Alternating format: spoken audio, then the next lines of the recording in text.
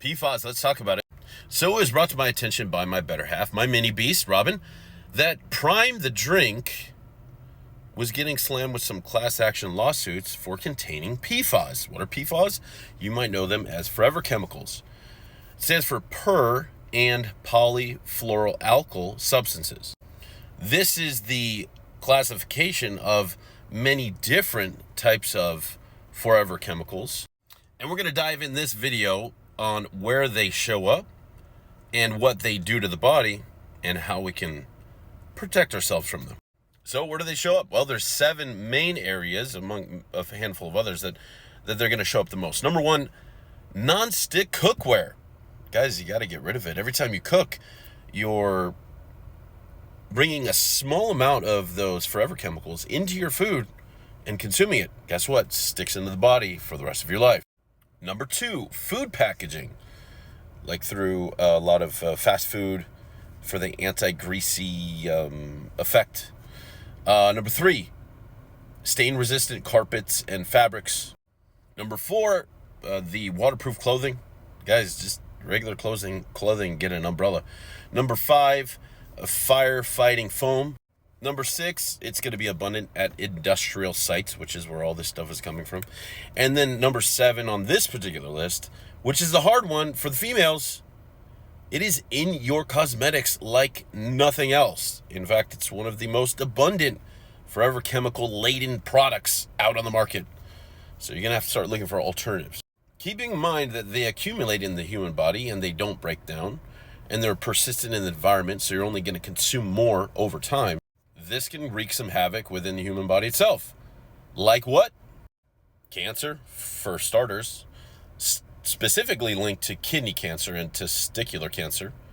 It could throw your immune system out of whack, cholesterol levels out of whack, because it builds up, creates liver damage over time, ruins your thyroid, can create some reproductive challenges, and then also developmental delays in younger people, which are exposed to PFAS just the same as adults.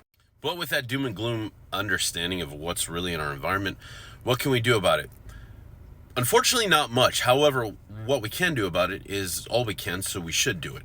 Number 1, you got to check your water supply. Guys, if you're not drinking some type of a filtered water that's certified to filter out PFAS, well, you're just hurting yourself. Number 2, let's get rid of the non-stick cookware. Number 3, you got to look for PFAS-free products. Like I said, for the ladies, the cosmetics, the clothing, things like that. And something I find to be very simple and yet effective, regular vacuuming of your living spaces and introducing HEPA filters, air filters into your house or your room would be a good idea. But starting there is a good idea. Technically, there's no scientifically proven supplement that will pull out PFAS in a way that you would normally detox the body. So if you come across something that claims that it does it, maybe there's some anecdotal evidence, but it's still, the jury's out on that.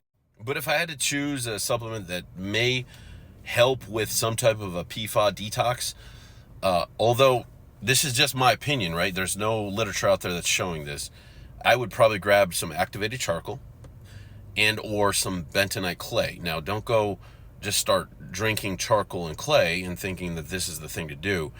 You're going to have to learn how to consume activated charcoal from a supplement standpoint. It's out there. It's highly available. And then bentonite clay is a whole different animal. The thing does pull out a lot of stuff, but it is very specific on how you do a bentonite clay detox. So you need to educate yourself before you just listen to me and say, hey, Paul said. Paul didn't say anything. Paul's suggesting that might pull out the PFAS. However, it is, the jury's still out on all those. But I hope this helps. The main thing is protecting yourself is going to come from what you don't consume or expose yourself to.